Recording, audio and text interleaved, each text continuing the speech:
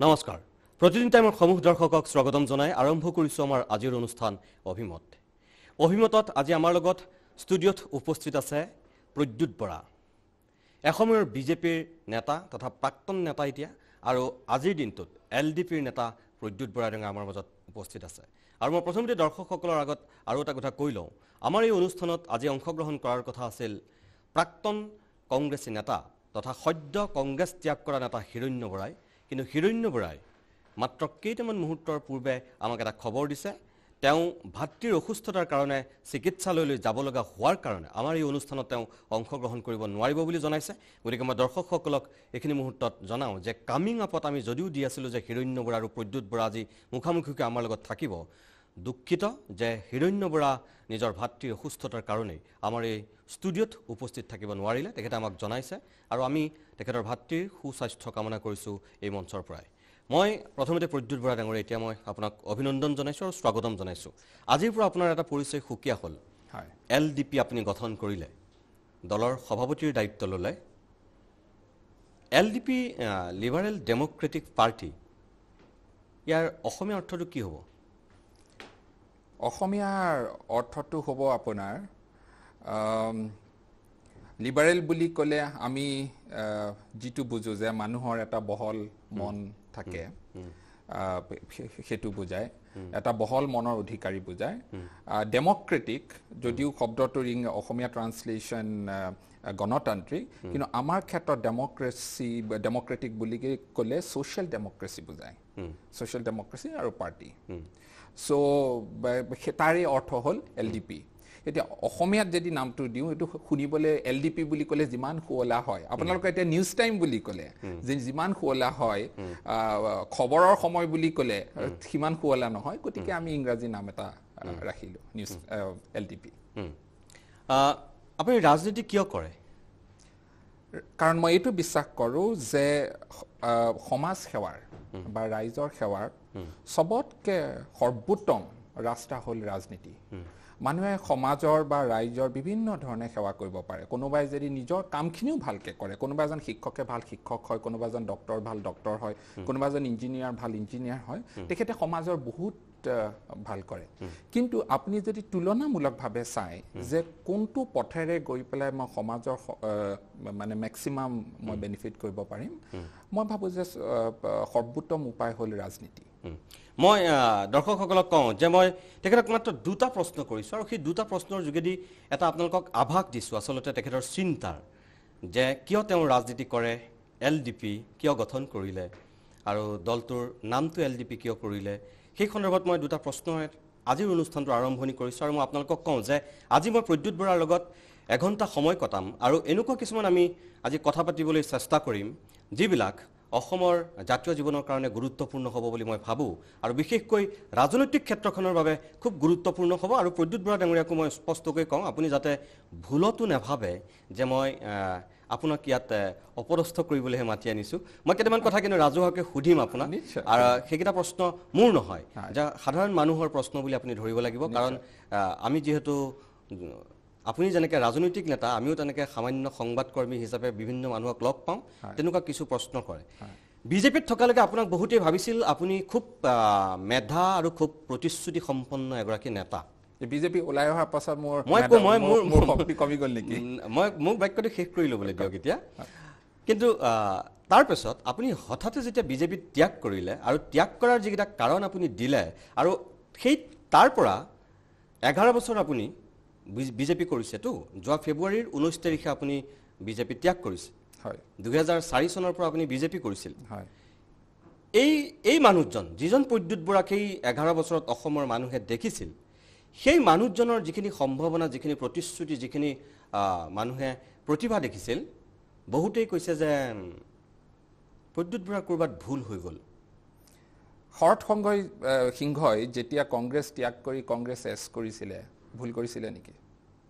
ভৃগু ফুকনে যেতিয়া কিবা কাৰণত অগৰ পৰা ওলাই গ'ল ভুল কৰিছিলে নেকি মই যদি আপোনাক কওঁ যে ভুল কৰিছিলে হ'ব পাৰে ইতিহাসে ক'ব ভুল কৰিছিল নে শুদ্ধ কৰিছিলে কিন্তু মই ওলাই অহাৰ মূল কাৰণটোৱে হ'ল যে মই কোনো দলৰ সৈতে জড়িত নাছিলোঁ মই এটা আইডিঅলজি এটা ভেলিউ ছিষ্টেমৰ সৈতে মই জড়িত আছিলোঁ মই যেতিয়া দলটো জইন কৰোঁ 2004 চনত তেতিয়া অটল বিহাৰী বাজপেয়ী ডাঙৰীয়া দলৰ নেতৃত্ব আছিলে আৰু তেতিয়া এই বিজেপিৰ দলৰ সংস্কাৰ আৰু সংস্কৃতি সম্পূৰ্ণকৈ পৃথক আছিলে আজি নৰেন্দ্ৰ মোদী আৰু অমিত শ্বাহ ডাঙৰীয়াই যেনেকৈ দলটো চলাইছে আজিও বিজেপি আৰু সেই সময় বাজপেয়ী আদৱানীৰ বিজেপিৰ সৈতে আপুনি তুলনা কৰিব নোৱাৰে সো যিখিনি মূল্যবোধ লৈ পেলাই মই ৰাজনীতিলৈ আহিছিলোঁ যিখিনি মূল্যবোধত বিশ্বাস কৰি মই বিজেপিত জইন কৰিছিলোঁ আজি সেই মূল্যবোধ নাই আৰু সো গতিকে সময়ে ক'ব যে মই ঠিক কৰিলোঁ নে ভুল কৰিলোঁ কিন্তু এটা পৰ্যায়ত গৈ পেলাই মই যেতিয়া দেখিলোঁ যে এইখিনি যিখিনি ভিতৰ অভ্যন্তৰীণভাৱে বিজেপিত ঘটি আছে সেইখিনি মোৰ অসহ্য হৈছে এটা সময়ৰ পাছত মই ভাবিলোঁ চবতকৈ সন্মানজনক কাম হ'ব যে মই দলটো ত্যাগ কৰোঁ মই এইখিনিতে আৰু এটা কথা কওঁ খুব ইণ্টাৰেষ্টিং বিজেপিত মোক বহুতেই বিজেপিৰ ভিতৰৰ মই যেতিয়া দলটো এৰোঁ তেতিয়া মোক বহুতে কয় এই প্ৰদ্যুৎ নেৰিবাহে তুমি দলটো এৰি নাযাবাচোন মই তেতিয়া তেখেতসকলক এটা কথা মনত পেলাই দিওঁ যে ভাৰতীয় জনতা পাৰ্টিৰ যোনটো আগৰ অৱতাৰ আছিলে জনসংঘই আৰম্ভ কৰিছিলে এজন কংগ্ৰেছমেনে ডক্টৰ শ্যামাপ্ৰসাদ মুখাৰ্জী ডক্টৰ শ্যামাপ্ৰসাদ মুখাৰ্জী এজন কংগ্ৰেছমেন আছিলে আৰু নেহেৰু কেবিনেটৰ তেখেত এজন অন্যতম কেবিনেট মিনিষ্টাৰ আছিলে কিন্তু আৰ্টিকল 370 লৈ কাশ্মীৰৰ আৰ্টিকল 370 লৈ তেখেতৰ নেহেৰুৰ সৈতে বিবাদ হ'ল আৰু কংগ্ৰেছৰ পৰা ওলাই আহি পেলাই তেখেতে জনসংঘ আৰম্ভ কৰিলে আৰু জনসংঘৰ পাছতে আজি বিজেপি ইনফেক্ট আজি প্ৰতিটো বিজেপিৰ মিটিঙতে ডক্টৰ শ্যামাপ্ৰসাদ মুখাৰ্জীৰ ছবিখনত পুষ্পাঞ্জলি দি পেলাই মিটিং আৰম্ভ কৰা হয় মই তেওঁলোকক তেতিয়া কৈছোঁ যে নেপাহৰিব মূল্যবোধৰ কাৰণে এই দলটো সৃষ্টি হৈছিলে এজন কংগ্ৰেছমেনৰ দ্বাৰাই সো গতিকে আজি সেই মূল্যবোধত মই যি অৱক্ষয় দেখিছোঁ বিজেপিৰ সেইকাৰণে মই আজি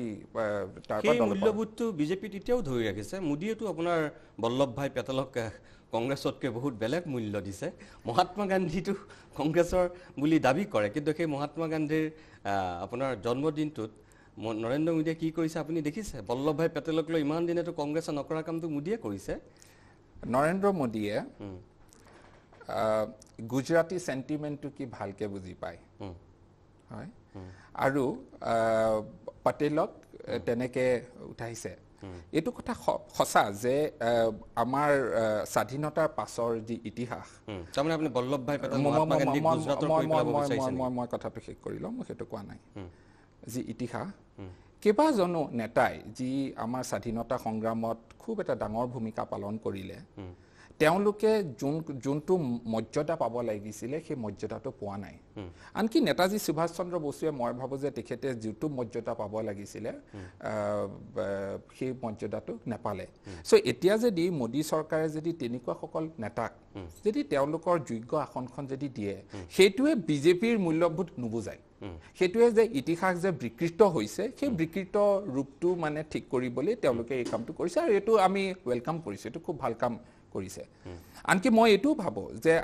আমাৰ অসমৰ গোপীনাথ বৰদলৈ যোনখন আসন ৰাষ্ট্ৰীয় স্তৰত পাব লাগিছিলে সেইখন নাপালে সো আজিও যদি মোদী চৰকাৰে যদি তেনেকুৱা কিবা এটা কৰে আমি স্বাগতম জনাম কিন্তু তাৰ অৰ্থ এইটো নহয় যে বিজেপিটো মানে সেই বাজপেয়ী দিনৰ বিজেপি আজি আছে সেইটো এই দুটা কমপ্লিটলি পৃথক বস্তু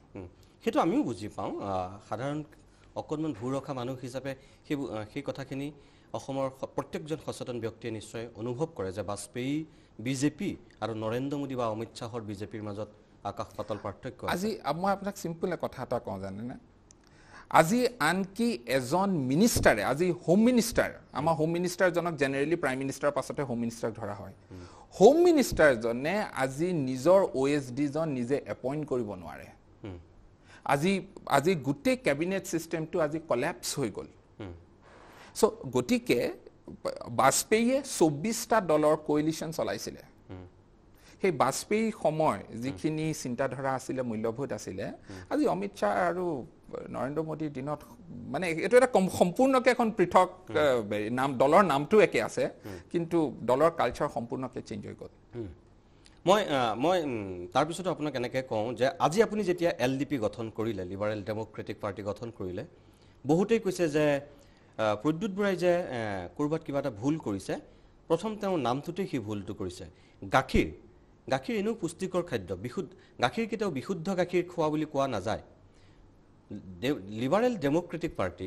ডেম'ক্ৰেটিক গণতান্ত্ৰিক আকৌ লিবাৰেল আপুনি তাৰমানে আপোনাৰ হেৰিটো মই আপোনাক কৈছোঁ যে এইটো মোৰ কথা নহয় আজিৰ দিনটোত দুই এক সচেতন ব্যক্তিয়ে এইটো কথা কৈছিল যে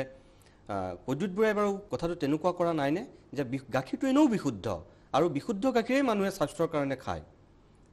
আকৌ সেই গাখীৰ আপুনি বিশুদ্ধ গাখীৰ বিচাৰি খোৱাৰ কোনো প্ৰশ্নই নাহে আপুনি আজি গণতন্ত্ৰ সেই গণতান্ত্ৰিক অসমীয়াত যদি আমি সেই কথাটো চাওঁ ডেম'ক্ৰেটিক সেই ডেম'ক্ৰেটিকক আপুনি কওঁ লিবাৰেল ডেম'ক্ৰেটিক পাৰ্টি কৰিছেগৈ হয় অ'কে আপোনাক দুটা কথা কওঁ এই লিবাৰেল ডেম'ক্ৰেটিক পাৰ্টিৰ নামটো অকল ভাৰতবৰ্ষতে নাই জাপানত ৱৰ্ল্ড ৱাৰৰ পাছত ছেকেণ্ড ৱৰ্ল্ড ৱাৰৰ পাছত এবাৰৰ বাবে কণ্টিনিউৱাছলি যোনটো পাৰ্টীয়ে জাপানখন শাসন কৰি আছে সেই দলটোৰ নাম হ'ল লিবাৰেল ডেম'ক্ৰেটিক পাৰ্টি প্ৰথম ইংলেণ্ডত সিদিনাখনলৈকে কনজাৰভেটিভ পাৰ্টিৰ সৈতে কোৱেলিশ্যনত আছিল ইংলেণ্ডৰ লিবাৰেল ডেম'ক্ৰেটিক পাৰ্টি এই লিবাৰেল ডেম'ক্ৰেচিটো আপুনি যদি পলিটিকেল ফিলচফি যদি পঢ়ে is a well known international political philosophy ইয়াত দুটা শব্দ সোমাই আছে এটা হ'ল liberalism social and political liberalism আৰু ডেম'ক্ৰেটিক বুলি ক'লে গণতন্ত্ৰ নহয় ছ'চিয়েল ডেম'ক্ৰেচি বুলি ক'লে দুবিধ ধৰণৰ ডেম'ক্ৰেচি আছে এটা হ'ল পলিটিকেল ডেম'ক্ৰেচি এটা হ'ল ছ'চিয়েল ডেম'ক্ৰেচি সংবিধানে আপোনাক পলিটিকেল ডেম'ক্ৰেচি দিছে পলিটিকেল ডেম'ক্ৰেচিৰ অৰ্থ হ'ল যে প্ৰতিজন মানুহৰ এটা ভোট আৰু সকলোৰে ভোটৰ হেৰিটো সমান ভেলিউটো সমান হয় সেইটো হ'ল পলিটিকেল ডেম'ক্ৰেচিৰ কাৰণে যুদ্ধ কৰিবলৈ আপোনাক দল এটা নালাগে কিন্তু ছ'চিয়েল ডেম'ক্ৰেচিৰ কাৰণে লাগে ছ'চিয়েল ডেম'ক্ৰেচিৰ অৰ্থটো কি ছ'চিয়েল ডেম'ক্ৰেচিৰ অৰ্থটো হ'ল ইকুৱেলিটি অফ অপৰচুনিটি কমিউনিজিমে কয় ইকুৱেলিটি অফ আউটকাম তাৰমানে আপুনি যিমানে চোকা নহওক বা আপুনি যিমানে কমৰ্থ নহওক মই যিমানে এলেহুৱা নহওঁ কিয় আমি সমান দৰমহা পাম ইকুৱেলিটি অফ আউটকাম ছ'চিয়েল ডেম'ক্ৰেচিয়ে কয় ইকুৱেলিটি অফ অপৰচুনিটি অৰ্থাৎ মোৰ ল'ৰাটোৱে যেনেকুৱা এখন স্কুললৈ যাব আপোনাৰ ল'ৰাটোৱে একেখন স্কুললৈ যাব মই যেনেকুৱা স্বাস্থ্য সেৱা পাম আপুনিও একেধৰণৰ স্বাস্থ্য সেৱা পাব ইকুৱেলিটি অফ অপৰচুনিটি আৰু তাৰ পাছত যোনে আগবাঢ়ি যাব পাৰে আগবাঢ়ি যাব চ' আমাৰ এই ডেম'ক্ৰেচি শব্দটো যে ব্যৱহাৰ কৰিছোঁ that is a short form for social democracy মই এতিয়া আপোনাক এটা কথা কওঁ এইটো বিশুদ্ধ গাখীৰ নহয় ঠিক আছে ধন্যবাদ জনাইছোঁ তাৰ কাৰণে আৰু এটা কথা যে এই যে আপুনি এই কথাখিনি কৈছে অসমৰ ৰাজনীতিত বহুদিনৰ মূৰত আপোনাক লৈ মানুহে এইকাৰণে কিছুমান সম্ভাৱনা দেখিছিল যে আপোনাৰ জ্ঞান আপোনাৰ প্ৰজ্ঞা আপোনাৰ কথা কোৱাৰ ধৰণ মোটামুটিভাৱে খুব মানুহে কিবা এটা আশাৰ ৰেঙনি দেখিছিল বিশেষকৈ বিজেপিৰ নেতাসকলে আপুনিতো সিদ্ধাৰ্থ ভট্টাচাৰ্য সভাপতি হোৱাৰ আগে আগে আপোনাৰ নামটোও সভাপতিৰ তালিকাত ওলাইছিল ৰঞ্জিত দাস আপুনি সিদ্ধাৰ্থ ভট্টাচাৰ্য এনেকৈ এই তিনিজন নেতাৰ নামেইতো ওলাইছিল যিজন মানুহ সভাপতি হ'বৰ কাৰণে চৰ্চিত হৈছিল বা যিজন মানুহক ভৱিষ্যতলৈ বিজেপিৰ এগৰাকী যথেষ্ট সম্ভাৱনা আৰু প্ৰতিভা সম্পন্ন নেতা বুলি মানুহে ভাবিছিল সেই মানুহজনে আজি যিটো কাম কৰিছে বহুতেই কৈছে যে তেওঁ আপুনি মাত্ৰ জাপানৰ উদাহৰণ দিছে আপুনি মাত্ৰ ইংলেণ্ডৰ উদাহৰণ দিছে মই সেইকাৰণে এই কথাটো কৈছোঁ যে তেওঁ যিহেতু বহুত পঢ়া শুনা কৰিলে তেওঁ যিহেতু MBA কৰা মানুহ আৰু তেওঁৰ ধাৰণাটো এনেকুৱা নেকি যে তেওঁ কথাবিলাক বহুত ওপৰৰ যিটো আমাৰ অসমৰ প্ৰেক্ষাপটৰ লগত খাপ নাখায় 1 2 আপুনি আজি LDP গঠন কৰি এনেকুৱা কৰিছে নেকি ৰাজনৈতিক দলটো NGO নেকি NGO গঠন কৰাৰ দৰে আপুনি ফেচবুকৰ জৰিয়তে আপুনি এটা বাৰ্তা দিলে তাৰপিছত আপুনি ৰাজনৈতিক দল এটা তেনেকৈ ঘপককৈ গঠন কৰি দিলে ৰাজনৈতিক দল এটাটো কেতিয়াও NGO নহয় অ'কে দুটা প্ৰশ্ন কৰিছে প্ৰথম প্ৰশ্নটো আছিলে আপোনাৰ যে আপোনাক লৈ মানুহে অলপ বেলেগ ধৰণে ভাবিছিল ৰাইট মইতো অসম এৰি যোৱা নাই অসমতে আছোঁ এক নম্বৰ কথা চ' গতিকে যিসকল মোৰ শুভাকাংক্ষীয়ে মই ৰাজনীতিৰ ক্ষেত্ৰখনত থকাটো বিচাৰিছিলে মই এতিয়াও সেই ৰাজনীতিৰ ক্ষেত্ৰখনত আছোঁ দ্বিতীয় কথা হ'ল আপুনি সভাপতি চৰ্চা কথাটো কৰিছিলে কিন্তু চাওক মই এইবোৰ সভাপতি লৈ পেলাই মই জড়িত নহয় মই কেইটামান মৌলিক প্ৰশ্ন বিজেপিক কৰিছিলোঁ আৰু আপোনাৰ মনত হ'ব অক্টোবৰ মাহৰ পৰা মই হিমন্ত বিশ্ব শৰ্মাৰ বিজেপিলৈ অহাৰ কথা প্ৰথম যদি উত্থাপন কৰিছিলে ময়ে উত্থাপন কৰিছিলোঁ মই সেই সময়ত বিজেপি কেন্দ্ৰীয় নেতৃবৰ্গৰ যিটো ৰেছপন্স আছিলে মই সেইটো লৈ পেলাই খুবেই হতাশ হ'লোঁ যে যোনটো বিজেপিয়ে সদায় নীতিৰ কথা কৈ থাকে সেইটো বিজেপিয়ে আজি হিমন্ত বিশ্ব শৰ্মাৰ নিচিনা এজন বিতৰ্কিত মানুহক আনিবলৈ ৰেডি হৈছে আৰু অকল বিজেপি কেন্দ্ৰীয় নেতৃবৰ্গই নহয় আপুনি সেই সময়ত দেখিলে যে আমাৰ সেই সময়ত বিজেপিৰ কেইবাজনো MP নেতাই ৰঙা দলিচা পাৰি দিছিলে মই তেতিয়া হতবম্ব যে এইসকল মানুহে আনকি এজন বিধায়িনী দলৰ নেতা যাদৱ ডেকাই ক'লে যে হিমন্ত বিশ্বৰ নিচিনা মানুহ আহিলে আমাৰ দলত যিহেতু নেতৃত্বৰ অলপ নেতৃত্বৰ অভাৱ গতিকে হিমন্ত বিশ্বৰ নিচিনা মানুহ আহিলে বিজেপিৰ নেতৃত্বৰ মানে কোৱালিটি বাঢ়ি যাব তাৰ মানে অসম বিজেপিৰ নেতৃত্ব অভাৱ নেকি সো এনেকুৱাবোৰ যেতিয়া কাণ্ডৰ কাৰখানা মই দেখিলো মই তেতিয়া ক'লো যে এই সকলৰ লগত মই এই সকলৰ সংগত মই থাকিব নোৱাৰো প্ৰথম দ্বিতীয় প্ৰশ্নটো আপুনি যি কৈছে NGOৰ কথাটো দল এটা কেনেকৈ আৰম্ভ হয় মোক কওকচোন আপুনি NGO কেনেকৈ আৰম্ভ হয় দল এটা কেনেকৈ আৰম্ভ হয় মোক প্ৰথমে সেইটো বুজাই দিয়ক তাৰপিছত মই ক'ম LDP NGO পাৰ্টি কওক অসমৰ প্ৰেক্ষাপটত যদি আপুনি অসমৰ প্ৰেক্ষাপটত নহয় ৰাজনীতিৰ প্ৰেক্ষাপট গোটেই পৃথিৱীতে একে আপুনি মোক কওক অসমৰ প্ৰেক্ষাপটত দল এটা কেনেকৈ আৰম্ভ হ'ব লাগে NGO এটা কেনেকৈ আৰম্ভ হ'ব লাগে প্ৰথমে সেইটো মোক বুজাই আপোনাক সেইটো মই বুজাই নিদিলো আপুনি খুব ভালকৈ জানে যদি মই আপোনাক দুটা দলৰ কথা কওঁ আপুনি সুধিছে কাৰণে কৈছো অসম গণ পৰিষদৰ জন্ম কেনেকৈ হৈছিল আপুনি জানে অসম গণ পৰিষদ এটা আন্দোলনৰ পৰা সৃষ্টি হোৱা দল যেনেকৈ আম আদমি পাৰ্টি এটা আন্দোলনৰ পৰা সৃষ্টি হোৱা দল এটোকে মই আপোনাক হয় সো আমিতো কোনো আন্দোলনৰ পৰা সৃষ্টি হোৱা নাই একদম নহয় আপোনাৰ ভুল ব্যাখ্যা আপুনি NGO আপুনি জানো কেতিয়াবা NGO এটা ষ্টাৰ্ট কৰিছে আপুনিতো ষ্টাৰ্ট কৰা নাই NGO কেনেকৈ ষ্টাৰ্ট কৰে আপুনি নাজানে মই আপোনাক কথা দল এটা বুলি ক'লে দুবিধ ধৰণে দল এটা আৰম্ভ হ'ব পাৰে কেতিয়াবা কোনোবা এটা আন্দোলনৰ পাছত এটা দল সৃষ্টি হ'ব পাৰে ভাৰতৰ মেক্সিমাম পাৰ্টি তেনেকৈ কিবা ন কিবা এটা আন্দোলনৰ পৰা সৃষ্টি হৈছে আজি তেলেংগানাত TRS এটা আন্দোলনৰ পৰা সৃষ্টি হৈছে তেলেংগানা ৰাজ্যৰ যি আন্দোলন সেই ৰাজ্যৰ পৰা গৈ পেলাই তেলেংগানা ৰাষ্ট্ৰীয় সমিতি নামৰ দলটোৰ সৃষ্টি হৈছে অসম গণ পৰিষদ আৰম্ভ হৈছে সেইটো হ'ল এটা কিন্তু কেতিয়াবা যেতিয়া আন্দোলন নেথাকে যেতিয়া একদম আপুনি আৰম্ভণিৰ পৰা ব্ৰিক বাই ব্ৰিক পাৰ্টি এটা কৰে তাৰ প্ৰক্ৰিয়াটো কমপ্লিটলি বেলেগ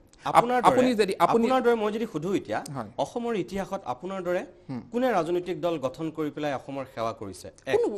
নকৰিব পাৰে কিন্তু ক'ৰবাত এটা প্ৰথম আৰম্ভণি কৰাৰ সম্ভাৱনা নাই নেকি অসমত নাই ভাৰতত কোনে কৰিছে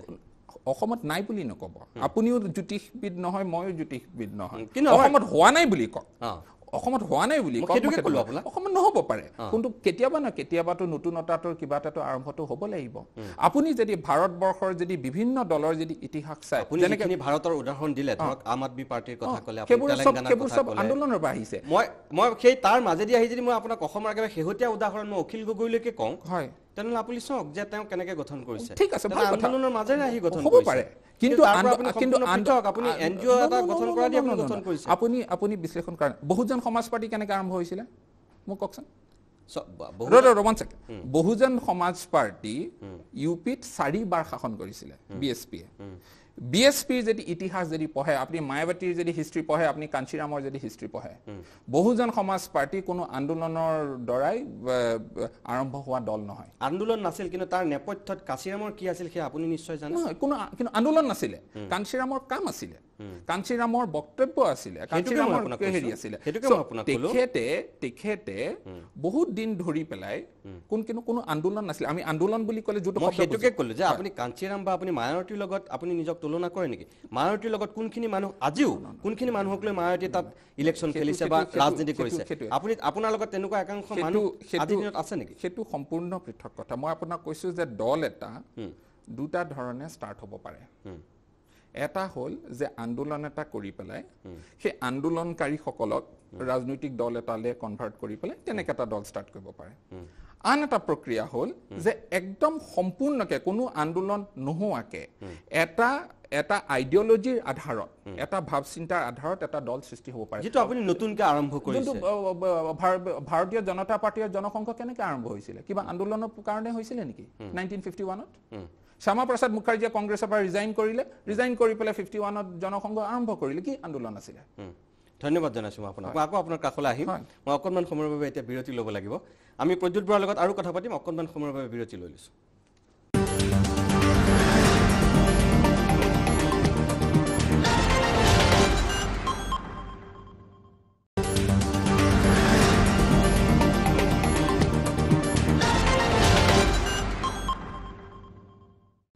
কিছু সময় বাণিজ্যিক বিৰতিৰ পিছত আমি উভতি আহিছোঁ আমাৰ আজিৰ অভিমতৰ মাজলৈ। ইতিমধ্যে আপোনালোকে গম পাইছে যে আমাৰ লগত আজি ষ্টুডিঅ'ত উপস্থিত আছে প্ৰদ্যুৎ বৰা, বিজেপিৰ প্ৰাক্তন নেতা তথা বৰ্তমানৰ LDPৰ সভাপতি। লিবাৰেল ডেম'ক্ৰেটিক পাৰ্টি আজি তেখেতে জন্ম দিছে আৰু সেই দলটো জন্ম দিয়াৰ দিনটোতেই আমাৰ লগত ষ্টুডিঅ'ত তেখেত আছে। বৰা ডাঙৰীয়া, কিছু সময় পূৰ্বে আপুনি কথাৰ প্ৰসংগত ডক্টৰ হিমন্ত বিশ্ব শৰ্মাৰ নাম টানি আনিছিল। মই আপোনাক এটা কথা কওঁ এতিয়া যে অসমৰ ৰাজনীতিত যিকেইজন মেধা আৰু চোকা মানুহক, মোৰ কথা কৈছোঁ দেই, এইটো ব্যক্তিগতভাৱে মই জানিছিলোঁ, তাৰ ভিতৰত ডক্টৰ হিমন্ত বিশ্ব শৰ্মাও আছিল আৰু আপুনিও অন্যতম আছিল। দেখাত আপোনালোক দুইজন সাংঘাতিক শত্ৰু যেন লাগে, কিন্তু মোৰ দৃষ্টিত ক'ৰবাত আপোনালোক দুজনৰ যেন কিবা এটা মিল আছে তেনেকুৱাও লাগে। যেনে ধৰক আপুনি জীৱনৰ প্ৰথমটো নিৰ্বাচন খেলিছিল জালুকবাৰীত আৰু তেখেতো জালুকবাৰীৰে বিধায়ক। 1, 2, তেখেতে এনেকুৱা কিছুমান কাম কৰে, হঠাৎ তেখেতক লাগে যেন তেখেত ক'ৰবাত অপৰিপক্কতাৰ পৰিচয় দিছে। আপোনাকো মোৰ তেনেকুৱা লাগিছে যে আপুনিও ক'ৰবাত যেন অপৰিপক্কতাৰ পৰিচয় দিছে। মই আকৌ কৈছোঁ যে আপোনাক আজিৰ দিনটোত এই কথাটো কোৱাটো আপুনি হয়তো মোক বেয়া পাব পাৰে, কিন্তু মই যিটো অনুভৱ কৰিছোঁ মই সেই কথাটোকে কৈছোঁ। এই যে ক'লোঁ আপোনাক, আপুনি ফেচবুকৰ যোগেদি প্ৰথম এটা আৰম্ভ কৰিলে, তাৰপিছত আজি আপুনি প্ৰেছ ক্লাবত অনাৰম্ভৰ অনুষ্ঠানত আপুনি গঠন কৰিলে, খুব আৱেগিক সিদ্ধান্ত লোৱাৰ ধৰণৰ এটা পৰিৱেশৰ সূচনা হৈছে নেকি, যিটো দুয়োজনৰ মাজত আপোনালোকৰ মিল আছে?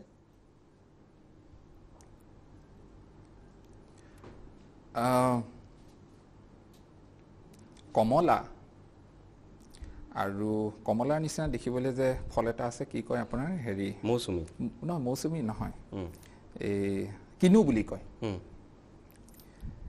যিসকলে বুজি নাপায় বা যিসকলে নাজানে, যেতিয়া আপুনি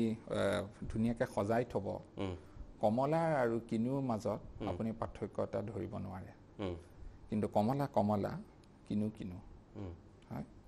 হিমন্ত বিশ্ব শৰ্মা, প্ৰদ্যুৎ বৰা। আপুনি যদি দুজন মানুহৰ মাজত যদি পেৰেলেল টানিব বিচাৰে, আপুনি সুন্দৰকৈ সকলো মানুহৰ মাজত পেৰেলেল টানিব পাৰে। আজি যদি অৰ্ণৱ গোস্বামী আৰু যদি নিতুমণি শইকীয়াৰ মাজত মই যদি পেৰেল টানিবলৈ হয়, ময়ো আজি পেৰেল টানিব পাৰোঁ। চ' গতিকে সেইটো এক্সাৰচাইজ কৰি পেলাই একো লাভ নাই, প্ৰথম কথা। দ্বিতীয় কথা, এনেকুৱাবোৰ সিদ্ধান্ত জীৱনত যিবোৰ টাৰ্ণিং পইণ্ট বুলি কয়, সেইবোৰ আৱেগত লোৱা নহয়, খুব ভাবি চিন্তি লোৱা হয়। কিন্তু বাহিৰৰ পৰা মানুহে যেতিয়া চায়, তেতিয়া বিভিন্ন ধৰণে চায়। এতিয়া উদাহৰণস্বৰূপে কৈছোঁ, সুভাষ চন্দ্ৰ বসুৱে যেতিয়া কংগ্ৰেছ এৰি পেলাই ইণ্ডিয়ান নেশ্যনেল আৰ্মিৰ সৃষ্টি কৰিছিলে, আৱেগত সৃষ্টি কৰিছিলে নে ভাবি চিন্তি সৃষ্টি কৰিছিলে? কোনোবাই ক'ব আৱেগত কৰিছিলে, কোনোবাই ক'ব ভাবি চিন্তি কৰিছিলে। কিন্তু আৱেগতে সৃষ্টি কৰক বা ভাবি চিন্তিয়েই সৃষ্টি কৰক, বস্তু এটা যেতিয়া আপুনি পদক্ষেপ এটা লয়, আৰু সেই পদক্ষেপটোৰ ফলাফল পজিটিভ নেগেটিভ সেইটো ইতিহাসে নিৰ্ণয় কৰে। চ' আজি আমি LDP আৱেগতে খোলোঁ বা ভাবি চিন্তিয়ে খোলোঁ, আমাৰ এই কৰ্মৰ ফলাফল ইতিহাসে নিৰ্ণয় কৰিব। জালুকবাৰীত যেতিয়া আপুনি নিৰ্বাচন খেলিছিল, 16,409টা ভোট পাইছিল। হিমন্ত বিশ্ব শৰ্মাতকৈ 77,403টা ভোট আপুনি কমকৈ পাইছিল। মই যদি আপোনাক কওঁ, তেতিয়াৰ পৰা আপোনাৰ মাজত এটা সাংঘাতিক আক্ষেপ থাকি গ'ল নেকি? আপুনি ভাল মানুহ বুলি প্ৰচাৰ চলাইছিল, তাৰপিছতো আপুনি দেখিলে যে ভাল মানুহ ৰাজনীতিত নীতিকিল বা নিজিকিল, ভাল মানুহক মানুহে গ্ৰহণ নকৰিলে। বহুত ভাল মানুহক ৰাজনীতিয়ে গ্ৰহণ নকৰে। তাৰ অৰ্থটো এইটো নহয় যে সমাজত ভাল মানুহ নালাগে বা ৰাজনীতিত ভাল মানুহ নালাগে। আপুনি যোনটো নিৰ্বাচনৰ কথা কৈছিলে, 2011 চনৰ নিৰ্বাচন, আপুনি নিশ্চয় ইতিহাসটো তাৰ জানে, কিন্তু জানিও আপুনি মানে আপুনি জানি শুনি সেই প্ৰশ্নটো কৰিছে, বা যি নহওক মই আপোনাক কৈ দিছোঁ। 2011 চনত AGP আৰু BJPৰ মাজত এলায়েন্স আছিলে, ৰাইট? আৰু সেই এলায়েন্সটো লিখিত চুক্তি হৈছিলে ৰাজনাথ সিং আৰু সেই সময়ৰ অগপৰ সভাপতি পাটোৱাৰী ডাঙৰীয়াৰ মাজত দিল্লীত, যে 2009 চনৰ লোকসভাত BJP বিগ ব্ৰাদাৰ হ'ব আৰু AGP স্মল ব্ৰাদাৰ হ'ব, আৰু 2011 চনৰ নিৰ্বাচনত, বিধানসভা নিৰ্বাচনত বস্তুটো ওলোটা হ'ব। হয়, নিৰ্বাচনৰ এমাহৰ আগতে AGPয়ে সেই এলায়েন্সটো ভাঙি দিলে। BJPৰ তেতিয়া 2011 চনৰ বিধানসভা নিৰ্বাচনৰ সপোন আছিলে যে মাত্ৰ 25-30টা চিটত খেলিব। এমাহৰ আগতে যেতিয়া এলায়েন্সটো ভাঙি দিলে, ৰাতাৰাতি 125টা সমষ্টিৰ কাৰণে কেণ্ডিডেট বিচাৰিব লগা হ'ল। দলৰ সাংগঠনিক সম্পাদকে ক'লে যে জালুকবাৰীত আমাৰ এজন ভাল কেণ্ডিডেট লাগে কোনো তেনেকুৱা কেণ্ডিডেট ওলোৱা নাই তুমি যোৱা খেলিবলৈ সো সেই পাৰ্টিৰ নিৰ্দেশত মই নিৰ্বাচন খেলিবলৈ গ'লো আপোনাক বলিৰ পাঠা কৰিলে যিয়ে বলিৰ পাঠা কৰিলে যি নকৰিলে দলে নিৰ্দেশ দিলে আৰু দলে যেতিয়া নিৰ্দেশ দিলে আপুনি দলৰ কৰ্মী হিচাপে সেই নিৰ্দেশটো আপুনি মানিবলৈ আপুনি বাধ্য সো দলে নিৰ্দেশ দিলে দলৰ নিৰ্দেশ মতে গ'লো আৰু যিমান পাৰো এটা মাহত যিমান যুদ্ধ কৰিব পাৰে সিমান যুদ্ধ কৰিলো আৰু মই ভাবো যে যিমানকেইটা ভোট পালো মই খুবেই সন্তুষ্ট কাৰণ মই বুজি পালো এটা আপুনি কি কৈছে মই বুজি পালো তাৰপিছতো মই আপোনাক কওঁ যে মোৰ দৃষ্টিত আপুনি অপৰিপক্কতাৰ পৰিচয় দিছে বুলি যে মই কৈছো আপোনাক যে মোৰ ভাৱটো এনেকুৱা হৈছে যে অসমৰ ক্ষেত্ৰত আমি অসমৰ যিটো হিষ্ট্ৰী চাওঁ অসমৰ বুৰঞ্জী চাওঁ তেনেহ'লে অসমৰ ৰাজনৈতিক দলৰ যিটো ইয়াত কাৰ্য প্ৰক্ৰিয়া বা যিটো ইয়াত উত্থান ইয়াত প্ৰথমতে আপোনাৰ তৃণমূলৰ ভেটি বনাই লয় বা বহুতেই এটা নিজৰ একাংশ ফলোৱাৰ্ছ গোটাই লয় তাৰপিছত তেওঁলোকে গঠন কৰে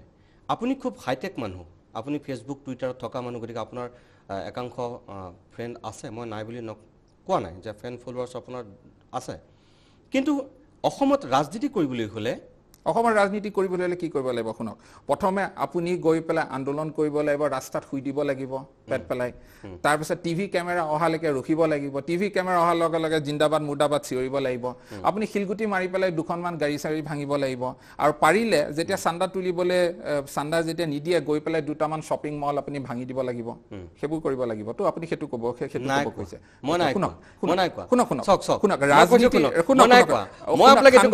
সাংবাদিকৰ শ্ৰুতিলিপি মতে ৰাজনীতি নচলে ৰাইট আৰু এটা কথা প্ৰতিটো দলৰ ইতিহাস যদি আপুনি চাই প্ৰতিটো দলৰ ইতিহাস বেলেগ তেওঁলোকৰ যিটো জীৱনৰ কোৰ্স বুলি কয় সেইটো সম্পূৰ্ণ বেলেগ প্ৰতিটো দলে বিভিন্ন এটা সময়ত জন্ম লয় এটা বিভিন্ন পৰিস্থিতিত জন্ম লয় আৰু বিভিন্ন পৰিস্থিতিৰ মাজে আগবাঢ়ি যায় আমাৰো মই সকলো বুজি পাইছো মই আপোনাক সুধিছো আপুনি ইমান এজন শিক্ষিত এজন মেধা আপুনি প্ৰতিভা সম্পন্ন ৰাজনীতিক আপোনাক সেইখিনি কথা মই নতুনকৈ কোৱাৰ প্ৰয়োজনো নাই তথাপি মই আপোনাক কৈছো যে আপুনি যিখিনি কৈছে খুব থিওৰিটিক্যাল কথা কৈছে ওকে প্ৰেক্টিক্যাল কথাখিনি মোক কওকচোন কেনেকৈ দল এটা ষ্টাৰ্ট কৰিব লাগে আপোনাৰ মতে ৰাজনীতি অংক নে কেমিষ্ট্ৰি ৰাজনীতি অংক ফিজিক্স কেমিষ্ট্ৰি সব আপুনি ৰাজনীতি কৰাৰ আগতে প্ৰথমে ইতিহাস জানিব লাগিব তাৰপাছত সোশিয়োলজি জানিব লাগিব তাৰপাছত ইকনমিক্স আৰু তাৰ পাছতহে পলিটিক্স মই যদি এনেকুৱাকৈ কওঁ যে ৰাজনীতিত ভাল মানুহৰ কাম নাই বুলি সৰ্বসাধাৰণ লোকে যিটো কথা কৈ থাকে তাৰ জীৱন্ত সাক্ষী মোৰ সন্মুখত বহি আছে এতিয়া হ'ব পাৰে সৰ্বসাধাৰণ মানুহে বহুত কথা কৈ থাকে ৰামে যেতিয়া সীতাক লৈ পেলাই অযোধ্যালৈ ঘূৰি আহিছিলে ধোবাৰ ঘৈণীয়েকে কি কৈছিলে সৰ্বসাধাৰণ মানুহ যে আনৰ ঘৰত থাকি অহা মহিলাগৰাকীকে ঘূৰাই লৈ আহিলে সো সৰ্বসাধাৰণ মানুহ বুলি কওঁতে আপুনিতো অসমৰ 3 কোটি 20 লাখ মানুহক গৈ পেলাই সোধাগেতো নাই সৰ্বসাধাৰণ মানুহ মানে আপুনি চিনাকি এজন দুজনক কোনোবাই সুধিল ক'ব পাৰে কোনোবাই কিন্তু ৰবীন্দ্ৰনাথে এটা কথা কৈছিলে একলা চলো যে কিবা যদি বিশ্বাস কৰা কোনো নাথাকিলেও অকলে আগবঢ়া মোক আপুনি কওকচোন এতিয়া বিষ্ণু ৰাভাই কি ভুল কৰিছিলে নি আৰচিপি কৰি নাই কৰা সো কিবা এটা বিশ্বাস কৰিছিলে সেই বিশ্বাসত গৈ পেলাই আগবাঢ়ি গৈছে সেই সকলৰ যি নিদৰ্শন যি উদাহৰণ দি থৈ গ'ল সুভাষ চন্দ্ৰ বসুৱে হওক বিষ্ণু ৰাভাই হওক আমি একে ৰাস্তাত গৈছো চক আপুনি সুভাষ চন্দ্ৰ বসুৰ কথা কৈছে বিষ্ণু ৰাভাৰ কথা কৈছে হয় আপোনালোকৰ নিচিনা মানুহবিলাকে তেনেকুৱা মানুহক আদৰ্শ কৰি লয় কিন্তু আপুনি তাৰমানে এইটো আপুনি কেতিয়াও নক'ব যে সুভাষ চন্দ্ৰ বসুৱে ভুল কৰা নাছিল বা বিষ্ণু ৰাভাই ভুল কৰা নাছিল আৰচিপিআই বিষ্ণু ৰাভাই কৰিছিল কিন্তু সেই একেই বিষ্ণু ৰাভাই কিন্তু এটা সময়ত ৰাজনীতিক ঘৃণা কৰিছিল হ'ব পাৰে স্বাধীনতাৰ সময়ত সেই স্বাধীনতা জুথা বুলি কৈছিল দেশে আছে একটি পাথা একটি কালো একটি স্বাদা দেশে যদি মংগল চাও দুইটি পাথা বলি দাও বিষ্ণু ৰাভাই কৈছিল সেই বিষ্ণু ৰাভা পৰৱৰ্তী সময়ত ষ্টেণ্ড গান লোৱা মানুহজন কিন্তু নিৰ্বাচনী ৰাজনীতিত নামিছিলে কিন্তু সবতকৈ ডাঙৰ কথা কি জানেনে বিশ্বাস আপুনি এটা কাম কৰিব পাৰে যে আপুনি অন্তৰত বিশ্বাস কৰে কিবা এটা কিন্তু বাহিৰত দেখুৱাই কৰে আন কিবা এটা আনটো বস্তু হ'ল যে আপুনি অন্তৰত বিশ্বাস কৰে কিবা এটা আৰু সেইটো কাম আপুনি কৰিছে পৃথিৱীত পৰিৱৰ্তন কেতিয়া আহে গেলি আপুনি বিজ্ঞানলৈ চাই বা ৰাজনীতিলৈ চাই নহয় মই এইটোহে আপোনাৰ পৰা বাৰে বাৰে জানিব বিচাৰি আছো যে আপুনি লিবাৰেল ডেমক্ৰেটিক পাৰ্টি গঠন কৰাত মই আপোনাক কোনো তাত আপত্তি দৰ্শোৱা নাই বা মই তাত একো ভুল দেখা নাই মই কৈছো যে অসমৰ যিটো জনগাঁথনি অসমৰ মানুহৰ যিটো মানসিকতা এতিয়াও য'ত সূতা কম্বল দিলেই মানুহে ভোট দিয়ে সেইখন ৰাজ্যত আপুনি এনেকৈ ৰাজনৈতিক দল গঠন কৰি আপুনিতো ৰাজনীতিটো নিজৰ কাৰণে কৰিব বিচৰা নাই, আপুনি জনতাৰ কাৰণে কৰিব বিচাৰিছে, আপুনি সমাজৰ পৰিৱৰ্তনৰ কথা কৈছে, মূল্যবোধৰ কথা কৈছে। আপোনাৰ সেই মূল্যবোধ, সেই ৰাজনীতি, সেই জনতা কোনখন পৃথিৱীত আছে? অ'কে, মই আপোনাক কৈছোঁ 10 বছৰৰ মূৰে মূৰে এটা জেনেৰেশ্যনেল শ্বিফ্ট আহে। ভাৰতৰ যদি আপুনি ৰাজনীতি যদি চাই প্ৰতি 10 বছৰৰ মূৰে মূৰে এটা জেনেৰেশ্যনেল শ্বিফ্ট দেখিব আৰু নিৰ্বাচন খেলাৰ যোনটো মূল টেকনিক বা যোনটো যাৰ আধাৰত নিৰ্বাচন খেলা হয় সেইটো চেঞ্জ হয়। আপুনি ভাৰতবৰ্ষৰ ইতিহাস তাৰমানে আপোনাৰ পৰিকল্পনাটো আজিৰ পৰা 10 বছৰৰ পিছলৈ। ৰ'ব মই কথাটো কৈছোঁ। আজি আমি 10টা গঠন কৰি আমি 16ত চৰকাৰ গঠন কৰিবলৈ যোৱাগে নাই, অসম্ভৱ কথা, বাস্তৱ কথা, ৰাইট? আমি আহিছোঁ এটা সমাজত পৰিৱৰ্তন আনিবলৈ। আমাক সময় লাগিব, 5 বছৰে লাগে, 10 বছৰে লাগে, 15 বছৰে লাগে, 20 বছৰে লাগে, একমাত্ৰ ঈশ্বৰৰ জানে। যিমান দিন লাগে, 10 বছৰৰ জেনেৰেশ্যনৰ যিমান দিন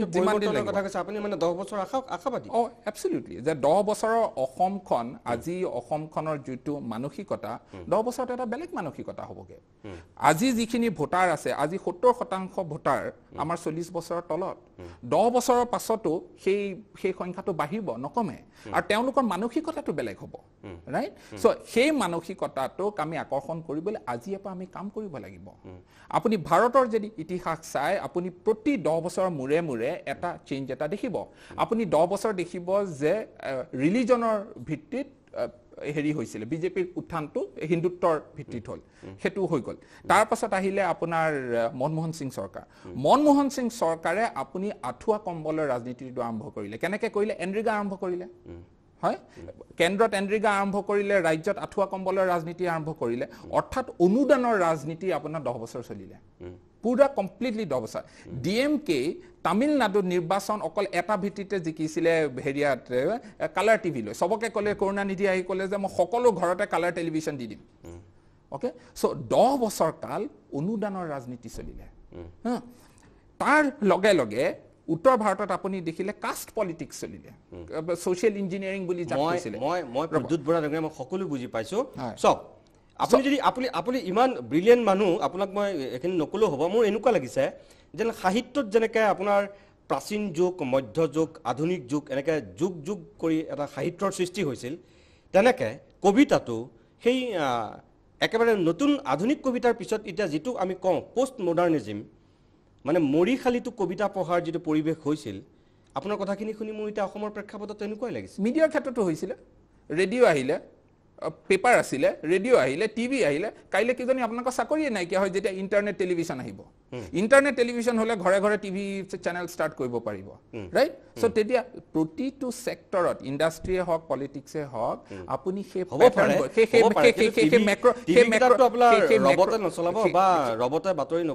কোনে কৈছে? আজিকালি আমেৰিকাত মানুহে টিভিয়ে নপঢ়ে, চবতকে পপুলাৰ হেৰিটো হ'ল হাফিংটন পোষ্ট, চবেই মানে ইণ্টাৰনেটত টেবত নিউজ পেপাৰ পঢ়ে। সেইটোৱে সেইটোৱে আদায় কৰিব বিচাৰিছিলোঁ। আপুনি অকল আমেৰিকা, আপুনি লণ্ডন, আপুনি জাপানৰ লগত যদি অসমখনক তুলনা কৰি থাকে, কেনেকৈ হ'ব বাৰু? আৰু আপুনি জকাই চুকৰ কথাও যদি অকলে ভাবি থাকে তেতিয়াও নহ'ব। কথাটো হ'ল থিংক গ্ল'বেল, এক্ট লোকেল। সেই কথাটো সদায় কৈ থাকে। আপুনি সমাজৰ যিটো pattern, social pattern, political pattern, সেইটো বুজিব লাগিব। কিন্তু এটা কথা আপুনি মানিব লাগিব, তাৰ পিছত এটা কথা মানিব লাগিব যে যি সাগৰ দেখিছে তেওঁহে মহাসাগৰত সাঁতোৰাৰ সপোন দেখে। যি নাদত জীৱন কটাইছে, পুখুৰী নেদেখাকে, নৈ নেদেখাকে, নদী নেদেখাকে তেওঁ সাগৰত সাঁতোৰাৰ সপোন নেদেখে। মই আপোনাক নিশ্চয় জানো। মই আৰু কথা পাতিম, বিৰতিৰ পিছতে মই আপোনাৰ কাষলৈ আহি আছো।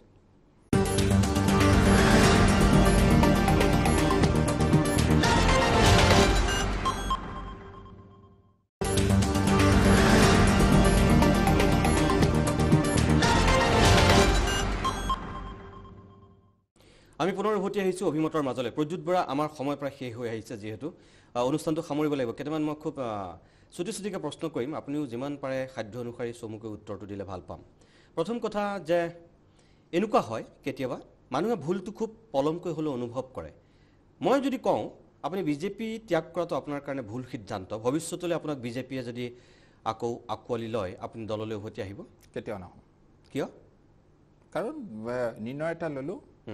যে নতুনকৈ কিবা এটা কৰিম বুলি। নতুনকৈ মই কৈছোঁ এইটো আপোনাৰ আৱেগিক সিদ্ধান্ত হ'ব পাৰে, আৱেগিক সিদ্ধান্ত, সেইটো স্থায়িত্ব হ'ব হয় স্থায়ী সিদ্ধান্ত সিদ্ধাৰ্থ ভট্টাচাৰ্য আৰু সৰ্বানন্দ সোণোৱাল এই দুয়োগৰাকী বিজেপিৰ এতিয়া আটাইতকৈ সম্ভাৱনাপূৰ্ণ নেতা বুলি কোৱা হৈছে তেওঁলোকক লৈ আপোনাৰ মন্তব্য ইয়াৰ পূৰ্বে সিদ্ধাৰ্থ ভট্টাচাৰ্যৰ সন্দৰ্ভত আপুনি খুব কটু মন্তব্য কৰি থৈছে মই শুনিছিলোঁ চাওক মই আজিৰ দিনত আমি নতুনকৈ দল এটা সৃষ্টি কৰিছোঁ ভাল চিন্তাৰে আগবাঢ়িব খুজিছোঁ এই সময়ত মই এৰি থৈ অহা ঘৰখনৰ বিষয়ে কটু মন্তব্য কৰাৰ বা তেওঁলোকৰ ব্যক্তিসকলৰ ওপৰত কটু মন্তব্য কৰাৰ সময় নহয় আপুনি পৰিপক্কতাৰ পৰিচয় দিলে কিন্তু এতিয়া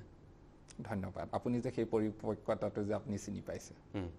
সৰ্বানন্দ সোণোৱালৰ আৰু সিদ্ধাৰ্থ ভট্টাচাৰ্যৰ সন্দৰ্ভত যোগাত্মক যদি দুটা গুণ ক'বলৈ কওঁ আজি দিয়কচোন আজি সেইখিনি কথা নাপাতো বেলেগ কোনোবা এদিন কথা পাতিম আজি LDPৰ বিষয়ে কথা পাতিবলৈ আহিছোঁ LDPৰ কথা আপুনি আজি সংবাদমেল পাতি যেতিয়া LDP গঠন কৰিছিল তাত আপুনি নৰেন্দ্ৰ মোদীৰ চৰকাৰক সমালোচনা কৰিবলৈ গৈ ৰাম ঠগনৰ কথা কৈছিল বিজেপিৰ ৰাম ঠগন অসমৰ ক্ষেত্ৰত ৰামৰ নাম লৈ ঠগন দিছিল আৰু মোদীয়ে আন এজন ৰামক আৰু এটা ৰাম ঠগনৰ কাৰণে পঠিয়াইছে সেইজন হৈছে ৰাম মাধৱ ৰাম মাধৱে কি অসমৰ মানুহক আকৌ এটা ৰাম ঠগন দিব নিশ্চয় কেনেকৈ বিজেপি নিৰ্বাচনৰ আগতে কি কৈছিলে 16 মেৰ পাছত বাংলাদেশীক তালি টোপোলা বান্ধিব লাগিব লখিমপুৰত গৈ পেলাই ৰাজনাথ সিং সেই সময় ৰাষ্ট্ৰীয় সভাপতি আৰু ৰাজ্যিক সভাপতি সৰ্বানন্দ সোণোৱালে কি ক'লে যে আমি বৃহৎ নদী বান্ধ নবনাওঁ সেই সময় ৰাজ্যিক সভাপতি সৰ্বানন্দ সোণোৱালে সীমাত গৈ পেলাই কি ক'লে যে আমি বুজি পালো সেইখিনি ৰাম ঠগন হ'ল হয় আৰু এতিয়া ৰাম মাধৱক পঠিয়াইছে আকৌ এতিয়া ৰাম মাধৱক পঠিয়াইছে দ্বিতীয়বাৰ অসমৰ ৰাইজক ৰাম ঠগন দিবলৈ ইয়াৰ পিছতো যদি মই আপোনাক কওঁ যে আপোনালোকৰ দলে যিহেতু চৰকাৰ গঠন কৰিব পৰাকৈ শক্তি সামৰ্থ্য হয়তো আহৰণ নকৰিবগৈ কংগ্ৰেছ বিজেপি এই দুটাই এতিয়া চৰ্চাত থকা দল অগপৰ যোৱাবাৰৰ যিটো পৰিৱেশ আছিল এইবাৰ সেই পৰিৱেশটো নাই বুলি কোৱা হৈছে অগপ আৰু কংগ্ৰেছৰ মাজতে মূল যুঁজখন হ'ব বুলি কয় আপোনাক যদি মই এজন বিশ্লেষক হিচাপে সুধো কাৰ নেতৃত্বত চৰকাৰ হ'ব পাৰে মই বিশ্লেষক নহয় মই কৈছোঁ যে এইখিনি মুহূৰ্তত আপুনি LDPৰ নেতা হিচাপে নাই সোধা মই আপোনাক ৰাজনৈতিক বিশ্লেষক হিচাপে সুধিছোঁ আপুনি যেতিয়া বিশ্লেষৰ চুটটাই পিন্ধি পেলাই টেবুলত বহিম তেতিয়া বিশ্লেষৰ উত্তৰ দিম আজি পলিটিচিয়ান হিচাপে বহিছোঁ আজি পলিটিচিয়ানৰ উত্তৰ দিম তথাপিও সম্ভাৱনা সকলোৰে আছে ৰাজনীতিৰ সম্ভাৱনা কাৰণ নাই সকলোৰে সম্ভাৱনা আছে কিজানি LDPৰো কাইলৈ চৰকাৰ হ'ব পাৰে কোনে জানে সম্ভাৱনা সকলোৰে আছে সেইটো অলিক আৰু অবাস্তৱ কথা এটা আপুনি কৈছে ঠিক আছে মই কৈছোঁ আপোনাৰ সম্ভাৱনা সকলোৰে আছে কেতিয়াও সম্ভাৱনা নুই কৰিব নালাগে আৰু আজিও এতিয়াও নিৰ্বাচনলৈ 10 মাহ আছে 10 মাহত কিটো ৰূপ লয় সেইটো হয় সেইটো মই স্বীকাৰ কৰোঁ সেইটো হ'ব পাৰে কিন্তু আজিৰ প্ৰেক্ষাপটত মই অলিক আৰু অসম্ভৱ অবাস্তৱ বুলি কৈছোঁ আপোনাৰ সেই সপোনটো দ্বিতীয় কথা শুনক যে আপুনি যিহেতু ৰাজনৈতিক নেতা হ'বলৈ গৈছে বা আপুনি দল এটা খুলিছে আপোনাৰ নিজৰ এটা ভিজন আছে সপোন আছে যিহেতু অসমৰ সামগ্ৰিক উন্নতিৰ বাবে সঁচাকৈ এজন সৎ নিকা নিজৰ এটা ভিজন থকা ৰাজনৈতিক নেতাৰেই প্ৰয়োজন LDP অসমৰ যদি শাসনলৈ বিচাৰে শাসনৰ গাদী বহিব বিচাৰে আপুনি যদি অসমৰ ধৰক মুখ্যমন্ত্ৰী হ'ব বিচাৰে এইখিনি মুহূৰ্তত যদি মই আপোনাক কওঁ যে আপুনি অসমৰ মানুহক 5টা সপোন দেখুৱাওক যিকেইটা সপোনেৰে আপুনি অসমৰ মানুহৰ কাষ চাপিব বিচাৰে কি হ'ব সেইকেইটা প্ৰথম আমাক হেৰি লাগে ইকনমিক ডেভেলপমেণ্ট তাৰ বাদে অসমৰ চৰকাৰ কোনো চৰকাৰেই হওক কংগ্ৰেছ বিজেপি LDP যি চৰকাৰে নহওক সকলো ডেকা ল'ৰাক চাকৰি দিব পৰা কোনো চৰকাৰৰ সামৰ্থ্য নাই গতিকে আমাৰ যেতিয়ালৈকে অৰ্থনৈতিক ডেভেলপমেণ্ট নহয় তেতিয়ালৈকে আমাৰ একো নহয় প্ৰথম দ্বিতীয় এটা কথা হ'ল কৃষি আপুনি অৰ্থনৈতিক ডেভেলপমেণ্ট কেনেকৈ কৰিব আপোনাক দীঘলীয়া আপুনি কৈছে উত্তৰ আপোনাৰ মোটামুটি পৰিকল্পনাটো কি স্বাধীনতাৰ আগতে ব্ৰিটিছে আমাক ইয়াত 2টা ইণ্ডাষ্ট্ৰী এষ্টাব্লিছ কৰি থৈ গৈছিলে চাহ আৰু তেল স্বাধীনতাৰ পাছত আজিলৈকে আমি কোনেও এটা নতুন ইণ্ডাষ্ট্ৰী অসমত সেট কৰিব পৰা নাই আজি যদি LDP চৰকাৰ হ'লহেঁতেন আমি এনেকুৱা এটা ইণ্ডাষ্ট্ৰী সেট আপ কৰিলোহেঁতেন যিয়ে মিনিমাম 5 লাখ চাকৰি সৃষ্টি কৰিলেহেঁতেন মই ইণ্ডাষ্ট্ৰীৰ কথা কৈছোঁ ফেক্টৰীৰ কথা কোৱা নাই যেনেকৈ চাহ আৰু তেল 2টা ইণ্ডাষ্ট্ৰী তেতিয়া এটা নতুন তৃতীয় এটা ইণ্ডাষ্ট্ৰী অসমক লাগে যোনটো ইণ্ডাষ্ট্ৰী অসমৰ থলুৱা ৰাইজক 5 লাখ চাকৰি দিব পাৰে তেনেকৈ সেইটো এটা ষ্টেপ আৰু ইকনমিক কথা ক'বলৈ গ'লে ঢেৰ কথা এটা বুজিলোঁ তাৰপিছত দ্বিতীয় হ'ল কৃষি হেৰি তৃতীয় হ'ল আপোনাৰ ইৰোজন আপোনাৰ আমাৰ মানুহে ভাবে যে বাহিৰৰ মানুহে ভাবে অসমৰ মূল সমস্যা হ'ল বানপানী কিন্তু বানপানীতকৈ চবতকৈ ডাঙৰ সমস্যা হ'ল গৰাখহনীয়া অসমত 1950 চনৰ ডাঙৰ ভূমিকম্পৰ পৰা আজিলৈকে 2500 বৰ্গ কিলোমিটাৰ মাটি গৰাখহনীয়াত গৈছে না 2500 বৰ্গ কিলোমিটাৰ মাটি কিমান গোটেই দিল্লী ৰাজ্যখন 1500 বৰ্গ কিলোমিটাৰ আমি 1.5খন দিল্লী ৰাজ্য গৰাখহনীয়াত হেৰুৱালো সো আমাৰ থাৰ্ড হেৰিটো হ'ব গৰাখহনীয়া ওকে আপোনাৰ চতুৰ্থ এটা আমাৰ কাম হ'ব যে পাব্লিক সেক্টৰ ৰিফৰ্মছ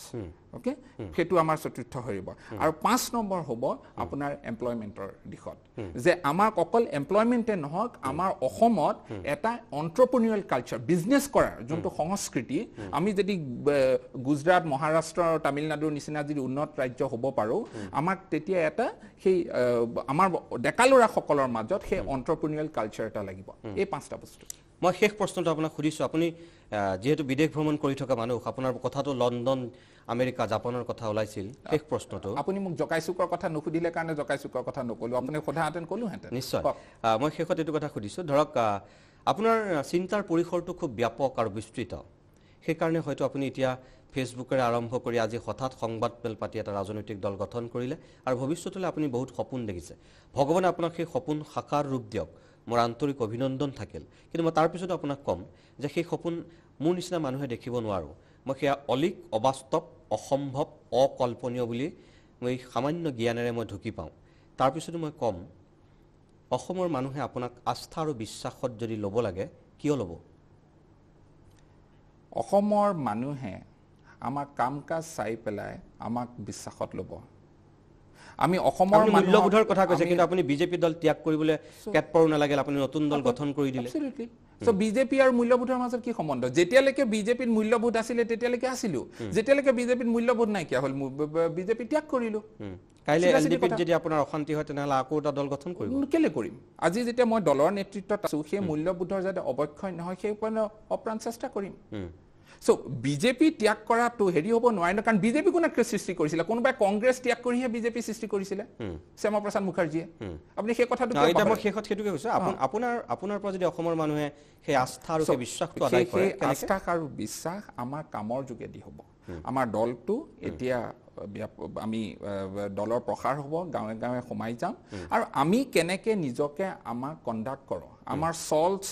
চৰিত্ৰ সকলো চাই পেলাই মানুহে আমাক আস্থাত ল'ব বা নলয় চল চলন চৰিত্ৰ এই তিনিটা বস্তু আমাৰ এলডিপিৰ প্ৰতিজন কৰ্মী প্ৰতিজন নেতাৰ যি ভাৱমূৰ্তি যি নিজৰ গাঁওখনত যি নিজৰ ব্যৱহাৰ বা নিজৰ যি কৰ্মপন্থা তাৰ ভিত্তিত সেইখন গাঁৱৰ মানুহে দলটো আকোৱালি ল'ব বা আকোৱালি নলয় মোৰ সময় শেষ হৈ গৈছে মই আপোনাক শেষত ধন্যবাদ জনাম 1 ঘণ্টা সময়ৰ ভিতৰত আপোনাৰ লগত বহুত কথা পাতিবলগীয়া থাকি গ'ল সময়ৰ নাটনিৰ কাৰণে তথাপি মই ধন্যবাদ জনাইছোঁ আৰু আপোনাক অভিনন্দন জনাইছোঁ শুভেচ্ছা জনাইছোঁ আজিৰ পৰা এটা আপুনি নতুন ইনিংছ আৰম্ভ কৰিছে আপোনাৰ সপোন সফল হওক আপুনি ভবাৰ ধৰণে সকলোবিলাক পৰিৱেশ তৈয়াৰ কৰক অভিনন্দন থাকিল বহুত ধন্যবাদ মই দৰ্শকসকলক কওঁ যে অভিমতত আজি প্ৰদ্যুৎ বৰা আছিল লিবাৰেল ডেমক্ৰেটিক পাৰ্টি আজিৰ দিনটোত গঠন কৰিছে আৰু আজি আমাৰ লগত তেখেত ষ্টুডিঅ'ত উপস্থিত হ'লহি তেখেতে যিখিনি আশা কৰিছে তেখেতৰ আশা পূৰ হওক আমাৰ শুভেচ্ছা থাকিল আৰু যিখিনি কথা পাতিলোঁ মই ভাবোঁ যে আপোনালোকে দুটামান হ'লেও নতুন কথা হয়তো প্ৰদ্যুৎ বৰাৰ মুখেৰে আজি প্ৰথমবাৰৰ কাৰণে শুনিলে আজিৰ অভিমত ইমানতেই সামৰিছোঁ নমস্কাৰ